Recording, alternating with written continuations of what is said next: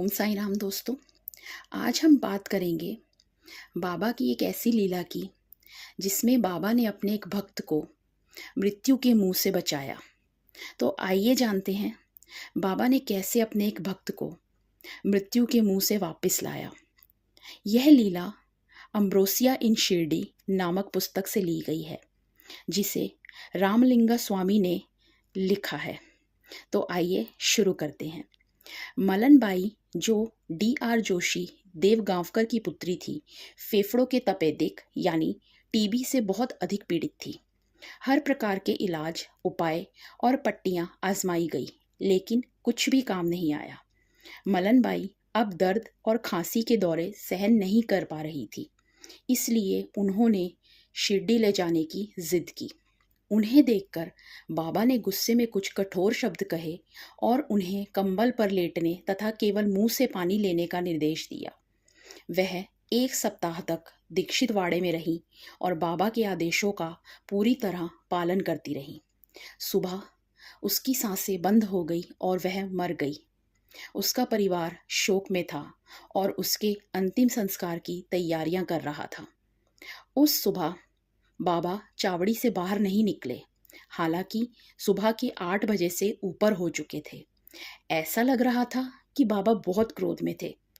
वह बिना किसी स्पष्ट कारण के जोर से चिल्ला रहे थे और अपने सटके को जमीन पर पटक रहे थे। ऐसा प्रतीत हो रहा था जैसे वह किसी अदृश्य वस्तु या शक्ति को भगा रहे हों।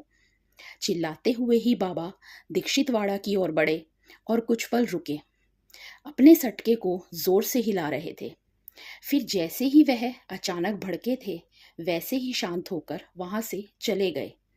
परिवार को बाबा की इन हरकतों की कोई जानकारी नहीं थी, लेकिन जैसे ही वे शरीर को स्नान कराने की तैयारी कर रहे थे, उन्होंने देखा कि वह लड़की सांसें ले रही थी।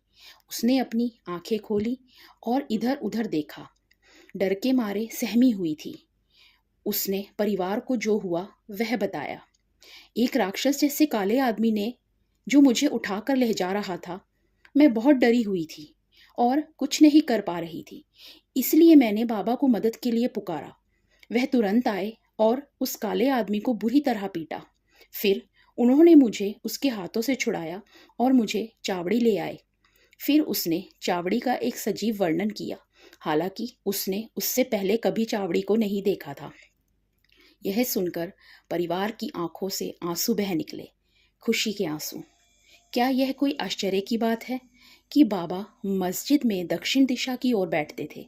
दक्षिण वह दिशा जहां से यमराज आते हैं, लेकिन हर दिन, पूरे दिन वह यमराज की ओर मुंह करके बैठते थे। एक पल के लिए भी वह अपने सटके वह जादुई छड़ी के बिना नहीं रहते थे। बाबा भली करे। तो दोस्तों, कैसी लगी आपको आज की ये साईं लीला? अगर आप ऐसी ही और बाबा की लीलाएं सुनना चाहते हैं तो मेरे इस चैनल को सब्सक्राइब करें, और अगर वीडियो आपको अच्छी लगी तो इसे लाइक करें और अपने दोस्तों के साथ, अपने परिवार वालों के साथ इसे शेयर करें। और अगर आप कुछ सुझाव देना चाहते हैं तो कमेंट सेक्शन में आपका स्वागत है।